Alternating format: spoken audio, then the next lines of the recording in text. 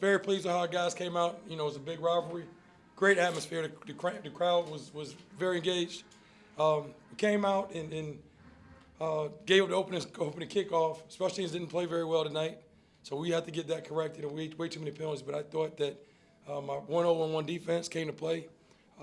We were opportunistic and created some turnovers, and offense capitalized. So very pleased with that. And obviously, when you score 66 points, probably I think the most we scored in school history against these people. So we're pleased with that. We're going to enjoy the win tonight. Coach, what was the mindset in really bouncing back after giving up a touchdown in the opening play? You know, if something good happens, keep playing. Something bad happens, keep playing. They hit one. You know, we had a guy fall down and somebody didn't get off a block.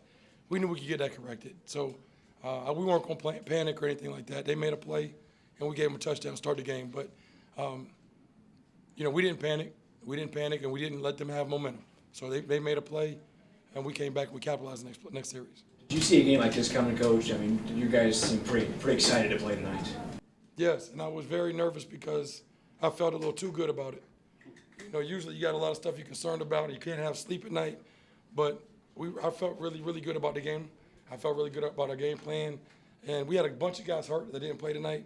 But we had a really good week of practice, so I was cautiously optimistic. With that being said as well, A&T went through a plethora of quarterbacks tonight. Was there anything that you kind of saw from your defensive line during this week that said, okay, we can get after the quarterback? That was our third defensive line that played. We had 3 starting defensive linemen that were out today that did not play. The other guys I thought defensively we played hard, and we were getting to the football.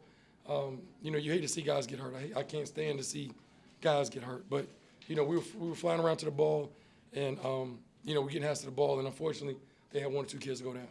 Once you guys got in the red zone, it seemed like you guys really were taking a focus to run the ball a lot. Was that a focus coming into this game that you wanted to see to dominate the line of scrimmage as soon as you get closer to the end zone? We wanted to dominate the line of scrimmage. It didn't have anything to do with the red zone. We did preach all week about we had to score and get points when we were in the red zone and not settle for field goals. We got to get touchdowns. We got stopped against UNC last week. First and goal on the 1, we couldn't punch it in. So, you know, we really, you know, put a lot of emphasis on that this week about red zone. You guys have played a tough schedule, Coach. Do you feel good about where you guys are right now at this point in the season? If we get healthy, I feel a lot better. We're very banged up, but it was good to see a lot of young guys play. We had a lot of freshmen that played tonight.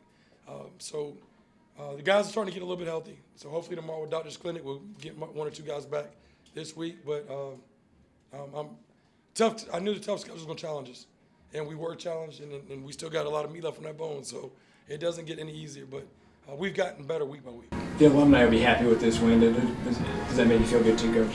Very much so. Very much so. I know one that is ecstatic about the win. I am definitely pleased to see this. My first year here was the worst loss in school history. So for us to come back a couple years later and put the most points they've ever had scored on them, you know, that kind of rights the ship a little bit. Was there any extra motivation you may have gave the guys this week knowing the historic rivalry of this match or anything like that? They know what it is. Since they signed to come to North Carolina Central, they knew what this game was about. Coach, going back to the injuries there, was there, when normally you have a lot of newer guys playing, you may try to vanilla the scheme a bit. How do you sort of find a balance in that and be able to ultimately put up 66 points as well? It's about execution. We run the same plays. You know, you might change formation, something like that, but you can't make it complex. You're going to have whatever game plan you have for that week, and 1s, 2s, and 3s are going to be able to execute it.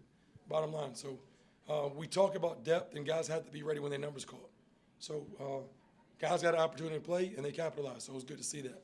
As you get closer to MEAC play, do you feel like tonight was a right step as far as building your identity, you know, outside of wins or losses? It was better. I wasn't pleased with the special teams play tonight.